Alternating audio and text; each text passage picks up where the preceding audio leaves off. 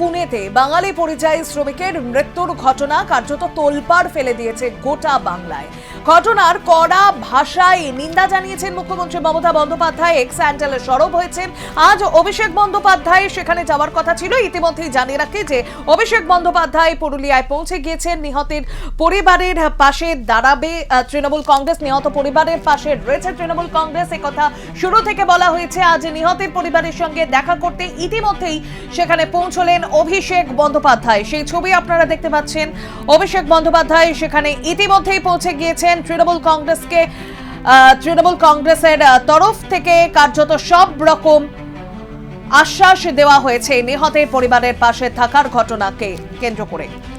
পুনেতে বাঙালি পরিযায়ী শ্রমিকের মৃত্যু, সেই ঘটনাকে কেন্দ্র করে বাংলা তোলপাড়। ইতিমধ্যেই মৃত ওই পরিযায়ী শ্রমিকের নিথর দেহ তার বাড়িতে এসে পৌঁছেছে।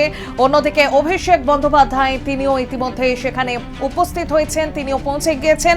আগেই জানানো হয়েছিল যে অভিষেক বন্দ্যোপাধ্যায় আজকে সেখানে যাবেন, পুরুলিয়া যাবেন, নিহতের পরিবারের সঙ্গে কথা বলবেন তিনি। সেই মতো একেবারে নির্ধারিত সময়ের মধ্যে অভিষেক বন্দ্যোপাধ্যায় তিনি সেখানে উপস্থিত হয়েছেন। নিহতের পরিবারের সঙ্গে কথা বলবেন অভিষেক বন্দ্যোপাধ্যায়, তাদের পাশে থাকার বার্তা দেওয়া হবে অভিষেক বন্দ্যোপাধ্যায়ের তরফ থেকে, এমনটাই মনে করা হচ্ছে। শুরু থেকেই তৃণমূল কংগ্রেসের তরফ থেকে নিহতের পরিবারের পাশে থাকার বার্তা দেওয়া হয়েছে। সরব হয়েছে এই ঘটনাকে কেন্দ্র করে মুখ্যমন্ত্রী মমতা বন্দ্যোপাধ্যায় তিনিও, এবং কার্যত এক্স স্যান্ডেলে আমরা দেখেছি গতকালই মুখ্যমন্ত্রী মমতা বন্দ্যোপাধ্যায় তিনি সরব হয়েছেন, ক্ষোভ উগরে দিয়েছেন। বাংলা বলার জন্যই এভাবে পরিযায়ী শ্রমিককে খুনের মতো ঘটনা ঘটে গেল। এই ঘটনায় রীতিমতো ক্ষুব্ধ মুখ্যমন্ত্রীও। এটাই প্রথমবার নয়, এর আগেও আমরা দেখেছি যেখানে ভিন রাজ্যে কাজে গিয়ে পরিযায়ী শ্রমিকের খুনের ঘটনা ঘটেছে। বাংলা বলার জন্যই বাঙালি পরিযায়ী শ্রমিককে হেনস্থার শিকার হতে হয়েছে।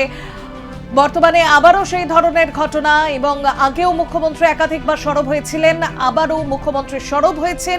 অভিষেক বন্দ্যোপাধ্যায় ইতিমধ্যেই পৌঁছেছেন পুরুলিয়া।